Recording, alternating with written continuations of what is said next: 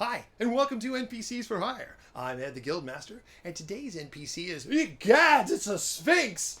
I'll get to you in a second.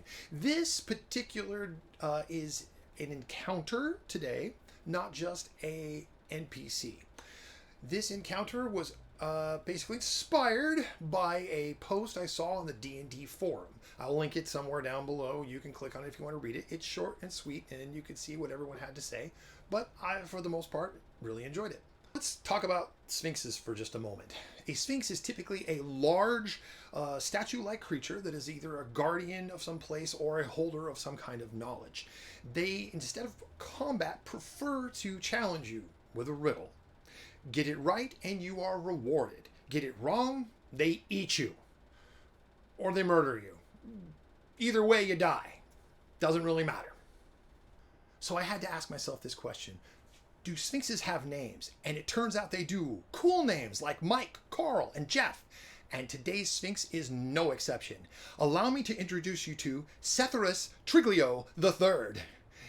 Except he hates the name his parents gave him, so he just goes by Seth. Where you might meet a sphinx can vary greatly, but typically they're in out-of-the-way places, often in caverns, outside of pyramids, maybe even a garden. Lastly, they could even be found inside of some of the tea shops in the local area. They do have to run a side job from now to again. No, that last part's silly. We won't use that one, but I'm going to make a quick note of that for later. Okay, moving on. What I liked about it was the Dungeon Master wanted to run a Sphinx, but he didn't want the Sphinx to just get killed off because he knew the players would probably avoid the riddle and just murder the Sphinx. So he needed a way to keep the Sphinx alive, which I like. I kind of like that because we as the Dungeon Masters often will sometimes tirelessly work at either A, finding a riddle, or B, crafting them ourselves. And we really want to play that out because it's just a challenge. It's another encounter we've created.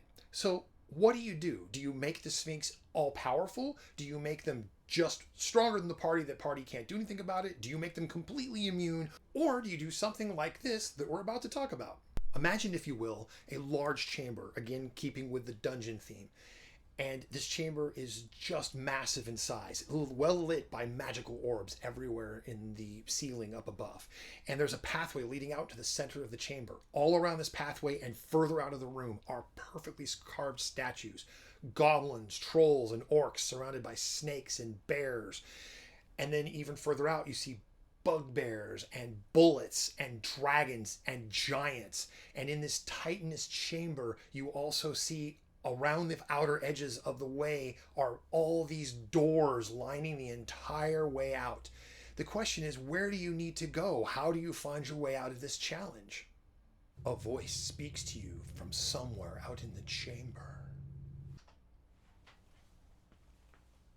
Welcome, adventurers. I am Cetharus. Why have you entered my domain? Do you seek wisdom? Perhaps power? Or is there some other desire that needs to be filled? It's then that you see this large creature making its way through the statues, but keeping a safe distance. You'll also notice that Seth uses his full first name. It's much more professional when he's working. The party at this point will probably, and most likely, start up a conversation with the Sphinx. And the Sphinx will then explain he knows why they're there and will then present them with a challenge, a riddle. You thought it was going to be something easy, didn't you? You thought it was going to be something like, could you wash the dishes or kill 4 dragons? Nope, it's a riddle. One of the most difficult things for any player to go up against, besides coming up with a name for their PC, or just puzzles in general. Why do people hate puzzles so much? I know why you have come. You seek a way through this chamber.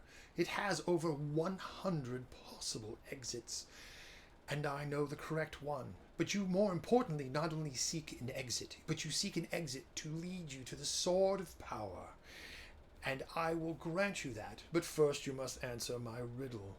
Get it right, and I will take you immediately to the correct door. Get it wrong, and a horrible fate will befall you. If you survive, I will let you answer the riddle again. Get it wrong, and again another horrible fate. Do you accept my challenge? I present you another option that you could do with a Sphinx. Besides them eating the party or just crushing them outright, they could shoot lasers from their eyes, just like a never-ending story, leaving your body a burnt crisp husk and your armor completely intact for cool effect. Now, in this case, the Sphinxes did not ask a riddle. They instead looked deep into your soul. And when they saw what they saw there, that's when they knew whether or not to blast you or let you survive. Wow. It's hard to look away. Your souls are all kind of... It's disturbing. In this case, I'm trying not to do that. I'm trying to offer a possibility of a kind of rinse and repeat situation. So as the Sphinx hinted, instead of a flat-out death sequence for those who get the riddle wrong, instead a different type of penalty is paid. And it's a repeatable penalty, one that will basically escalate as it goes. This making it more of an encounter and kind of more fun, and a lot less like the party gets it wrong and they lose completely. So the party at this point will most likely agree to the challenge. They will then be asked the riddle, and somebody will get up and state what they think the riddle's answer is going to be. They get it right, party is escorted out, and everything's hunky-dory. Getting it wrong, and a bunch of the statues suddenly come to life, and they go after the party, attacking them immediately from all around, wherever. Then, if the statues are defeated, we start over. The Sphinx then asks the riddle again, and the party then gives another answer. Get it wrong, and another group of statues start attacking the party, except it's harder this time. More statues, maybe more powerful statues. So starting with goblins at first, or a few goblins, then all of a sudden it escalates up to a horde of goblins, and then we get some orcs, and then a host of orcs, maybe throw in a troll, maybe throw in an ogre, who knows. Just you keep ratcheting up the situation, getting harder and harder as they get the riddle wrong and wrong and wrong. You might want to drop clues as a dungeon master if you want, but hey, this is part of the challenge sometimes. I see you find my riddle to be difficult. Don't let your frustrations get the best of you. It's not worth your life. If you wish at this point, you may turn around and go out the way you came in. No worse for wear. However, if you feel you're not challenged enough yet, stand before me again and give me yet another answer to my riddle. I'm going to get a little bit technical here because this is really the dungeon master side of everything. Now, this is where things get interesting. All the monsters that you are putting before the party have all the abilities of whatever monsters they are. I would probably avoid things that can swim, but things that can float and fly can still do that. Burrowing as well can also do that. I did mention a bullet earlier. However, they also retain the abilities of a construct, which typically means they don't breathe, so anything that has to do with breathing is ineffective. Secondly, they also don't have minds, so they can't be affected by any mental type spells. And thirdly, they are made of stone, so they also might be immune or have a resistance to anything that's slashing or piercing type of damage. You could be nice and maybe allow blunt weapons to do extra damage or normal damage, but everything else should be a little bit harder. And again, it just throws a little bit of an extra edge into this challenge. Well played, adventurers. You have bested my riddle and my statues. Allow me to show you the way out and where you can find your prize. Lastly, in this video, I did not ask a riddle, and that is because it's for you to create. What? You still want one? Very well then. Imagine the following. The Sphinx brings you to the center of the room, where a large stone tablet towers above you. You inspect the tablet, seeing its rugged and age-old exterior. Parts crumbling off, shallow blade cuts scratch its surface. Carvings of intricate design adorn the outer edges, some broken away. Cracks have formed from years of wear. Erosion can be seen from all of those who have been there before you.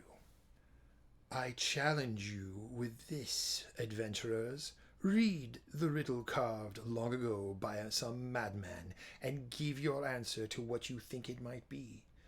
In the comments below, of course. Best of luck. Don't let all the statues who will crush you give you any pause.